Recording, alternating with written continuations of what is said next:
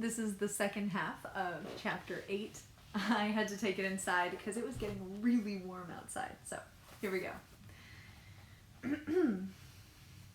Now and then, Lena saw people on wheels going by on the road in front of the doctor's house.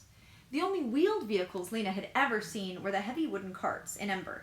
But these people were riding beautiful, slender devices, 2 big wheels per person. They glided by, their feet going round and round. She wanted to do it too, so badly. She wanted to. What are they? She asked the doctor. Bikes, of course, said the doctor. You've never seen one? No, said Lena, looking at a bike with longing. If she could have a bike, she thought, she could go even faster than when she ran. She could go fast and so far. She looked out towards the endless rolling hills. She could go anywhere. She could go everywhere. She could go wherever the roads ended. Oh, I wish I could ride one. Well, you can if you want, said the doctor. There's an old one out behind the tool shed. I suppose it still works. There is? Lena nearly dropped the basket of eggs she had just gathered. May I get it now? I guess so, said the doctor. But would you mind watering the parsley first? And if you could just shell those peas and maybe wash that spinach. Lena did these tasks in a fever of impatience. And when she was finished, she dashed out to the shed. The bike was leaning against the shed wall. It was old but beautiful, made of wires and slender pipes and rods, some of them silver under their coat of dust, and some of them red. Thin, weedy vines wove among the spokes of the bike's wheels, and cobwebs draped its seat. Lena took hold of the 2 handles and pulled the bike from its nest. She wheeled it out onto the road in front of the house and pushed the cobwebs and dry leaves and bits of grass off it. And then she swung one leg over and settled herself on the seat. Now what? She spent the rest of the morning figuring it out. She pushed on the pedals, rolled forward, tipped over sideways, and had to put her feet down. She rolled forward again, but didn't know how to turn. She fell off. She heaved the bike upright and tried again. She fell off again. After an hour or so of this, she gave up and went inside for a while. And later, when she tried again, something had changed. She had the feel of it in her legs now. Or somewhere in her. She rolled forward. She put a foot on the pedal. I'm so sorry. There's a dog behind the camera being ridiculous. Just a second. Sunday. Stop. Okay. Hey. Thank you. Okay, sorry.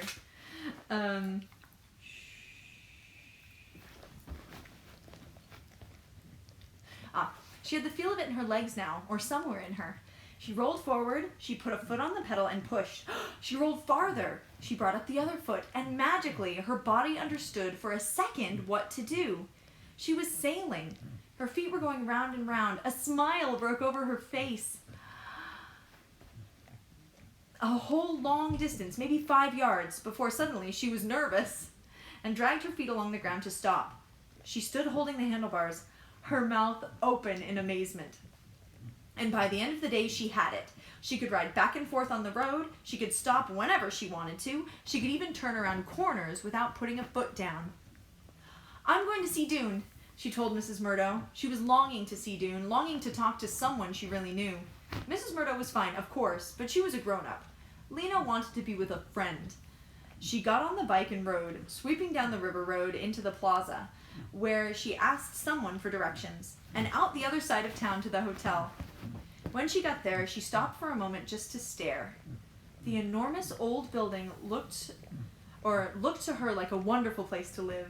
She felt a sudden longing to have her own room there, back among her old friends and neighbors. It was early evening by then. People were sitting on the hotel steps in the last rays of the setting sun, eating their dinners from their food parcels and talking. Some were down by the river, cooling their feet, splashing water onto their faces. Over by the farthest wing of the hotel, a few boys were gathered around another boy, who was sitting on a fallen tree talking to them. Maybe Dune was there. She wheeled her bike towards them. The ground here was too rough and weedy to ride on. Her old friends and neighbors called out to her as she passed, and she waved to them, glad to be back among people she knew.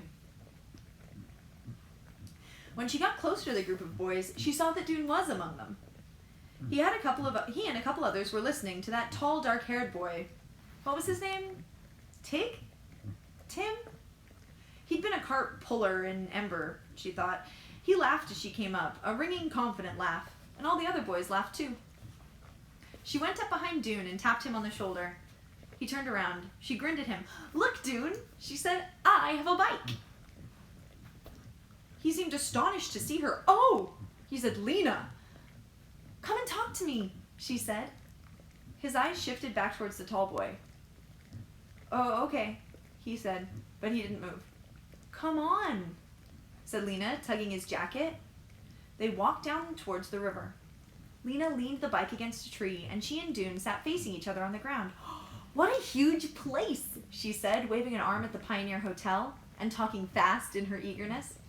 "What's it like? Will you show me around? Poppy's a little better, and maybe in a couple of weeks we can come and live here too. With you, with everyone."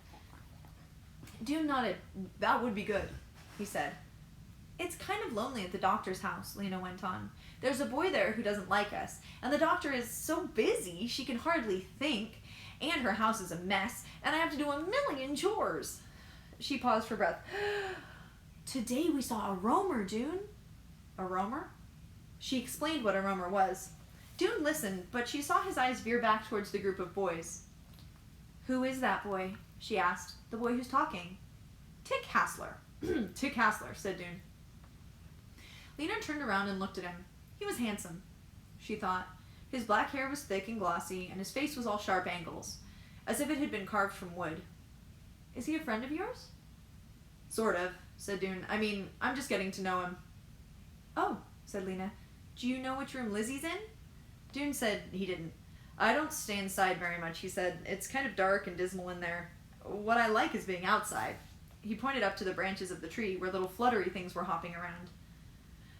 "Remember when we first saw those?" he said. "When we just come up from Ember? I learned that they're called birds. When you start really looking at them, you see there's all different kinds. I've seen ones with a yellow chest, and ones with stripes on their wings, and ones with red heads. There's even one that's bright blue." He gazed upwards. "It's strange, isn't it? Why have all these... It's strange, isn't it? Why have all these different kinds, I wonder? Just for the fun of it?"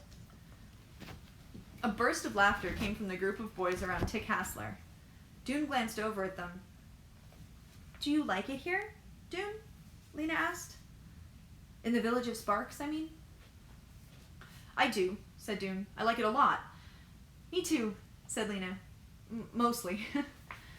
"But it sort of worries me that we have to leave in 6 months," Dune said. "There's so much we need to learn." "Well, I guess so," said Lena, "but maybe if we leave... I mean, I still wish..." "Wish what?" said Dune, when she trailed off. I don't know. She'd been going to say she wished they'd found the city she used to dream of, but she'd been afraid Dune would think she was silly. The sun is going down. Shadows grew longer. "Show me your room before I have to go," Lena said, "so I'll know where to find you." Tig was walking away, and the other boys were following him. Dune gazed after them. I can't right now," he said. "I'll see you next time you come." All right," Lena said. She got up from the ground and swatted the leaves off her pants. She picked up her bike. "I'll see you sometime," she said, and she rode back to the doctor's house, feeling lonelier than she had before.